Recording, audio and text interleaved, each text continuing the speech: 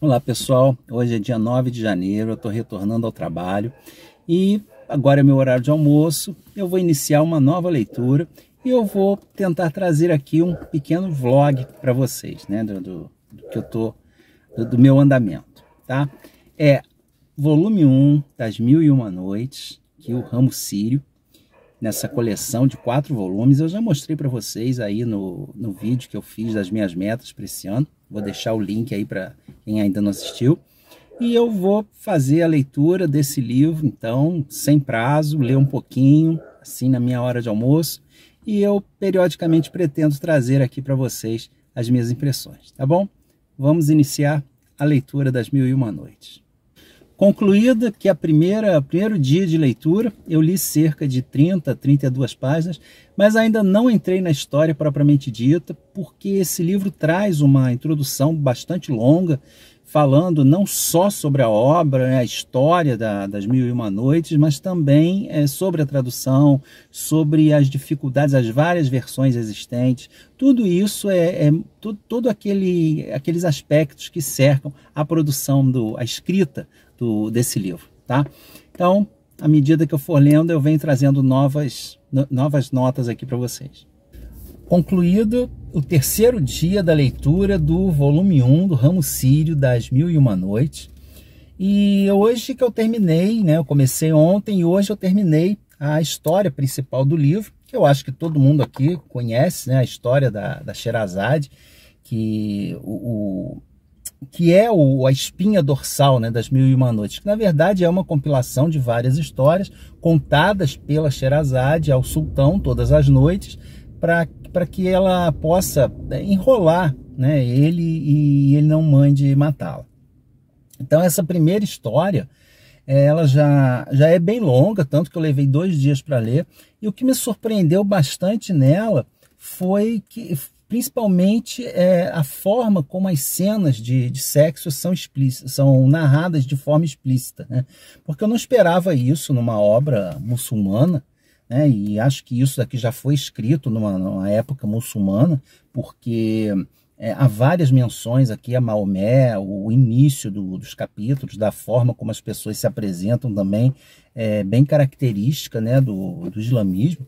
Então me surpreendeu bastante dessa característica. E uma outra situação também é como isso leva a forma como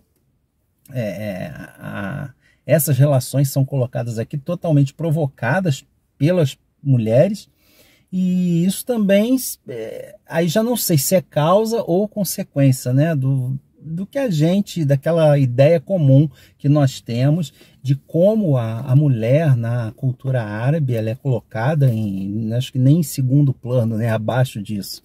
E que ela é tão esperta, ela é colocada aqui de forma que ela é tão esperta que ela consegue enganar até mesmo os gênios, tá?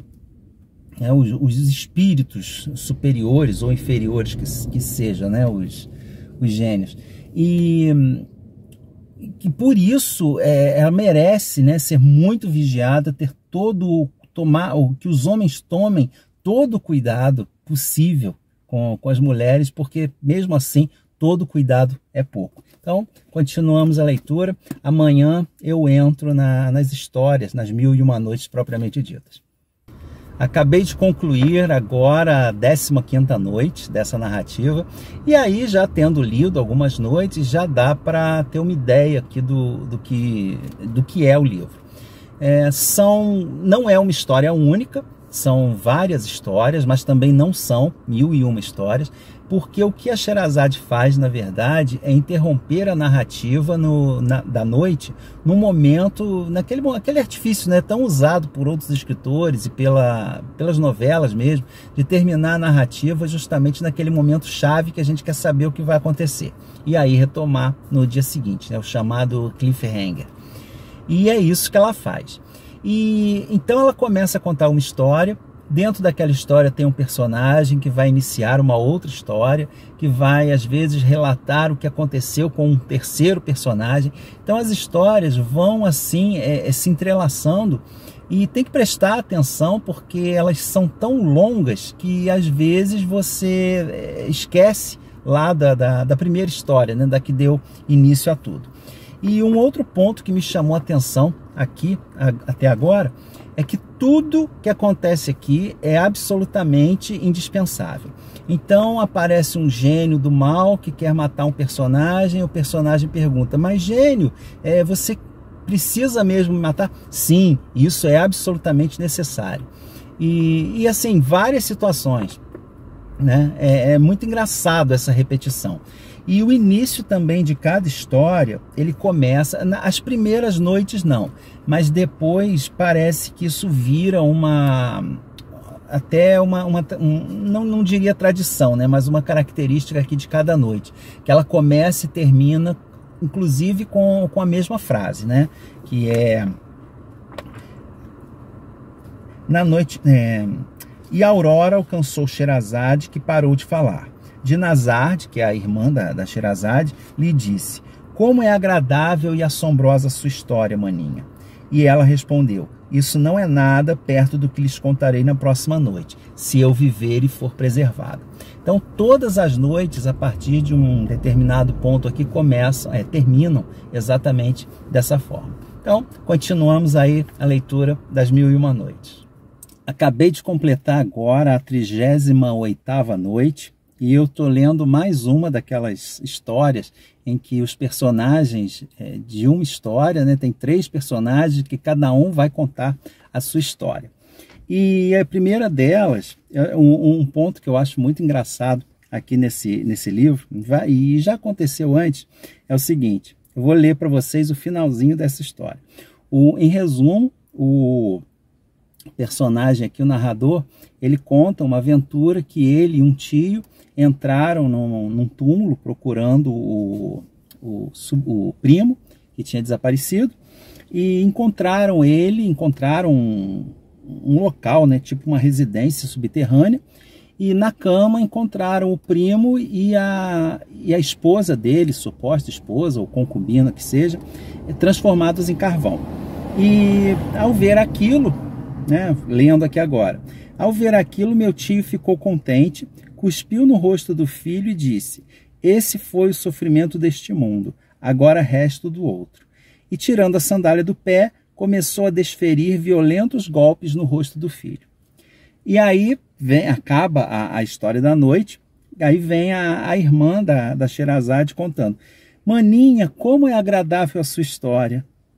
Ou seja, você acaba de ler uma história em que o camarada encontra o filho transformado em carvão, tira a sandália, bate nele, e a mulher vem e diz que é uma história bastante agradável. É um modo de ver assim bem diferente, né? Uma outra cultura diferente, que a gente não sabe exatamente o contexto. E uma outra coisa também que vem me chamando a atenção aqui no livro, é que apesar deles serem muçulmanos, muitos personagens aqui se embebedam até cair de bêbado. Esse personagem desse conto mesmo, ele encontrou esse túmulo pela primeira vez num estado de bebedeira tal que no dia seguinte, quando ele foi procurar o túmulo junto com o tio, ele não encontrou, ele não tinha a menor ideia porque ele estava completamente bêbado na noite anterior. Isso é bastante curioso, né? Levando-se em consideração que os muçulmanos não ingerem bebida alcoólica. Mas, continuando. Dia 31 de janeiro, termino hoje esse mini vlog da leitura do livro das 1001 Noites, volume 1, Ramo Sírio. Eu estou aqui na noite 63, tá? Mais ou menos aqui a metade do livro, né? Então eu acredito que agora em fevereiro eu devo continuar com essa leitura e consiga terminar esse primeiro volume.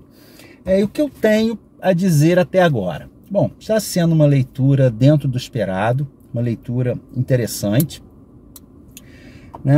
E que já dá para perceber muito da influência que esse livro tem, não só nos filmes, né? Em tudo que a gente vê que tenha alguma relação com essa cultura oriental, com essa cultura árabe, mas também em outras obras, porque muita coisa que aparece aqui a gente já viu em outros lugares, né? E é como eu sempre digo, né? Já falei isso em vários vídeos. Às vezes nós temos a impressão de que estamos lendo, quando nós pegamos essas obras muito antigas, nós temos a impressão de que, poxa, eu já vi isso antes, mas aí a gente tem que lembrar que essa foi a obra que deu origem a tudo. E isso acontece muito aqui. Uma cena, por exemplo, que eu li recentemente, ontem, aliás, na verdade, foi uma batalha entre dois gênios e que me lembrou muito, para quem assistiu aquele desenho A Espada Era a Lei, sobre a história do Rei Arthur, né, da Disney, que tem ali a cena do duelo de magos, né, do mago Merlin com a Madame Kim. E tem uma cena muito parecida aqui, em que os dois gênios vão se transformando em animais, cada um mais poderoso que o outro, com o objetivo de derrotar, né, o inimigo. Então, não sei se isso foi proposital ou não, mas dá para perceber muito dessa influência aqui das Mil e Uma Noites em obras posteriores. Então é isso, eu vou continuar fazendo a leitura, né, só depois do final de cada volume que eu pretendo fazer um vídeo aqui pro canal. Mas aí vocês me digam se gostaram desse mini vlog. Desculpem aí o mau jeito, eu não tenho muita intimidade com esse tipo de mídia, né, de fazer vídeos desse tipo. Mas me digam aí se vocês gostaram, se gostariam que eu continuasse, né, com o mini vlog aqui agora no mês de fevereiro, durante a leitura do primeiro volume. Tá bom? Então, um grande abraço, agradeço a todos que tenham assistido. Tchau, tchau.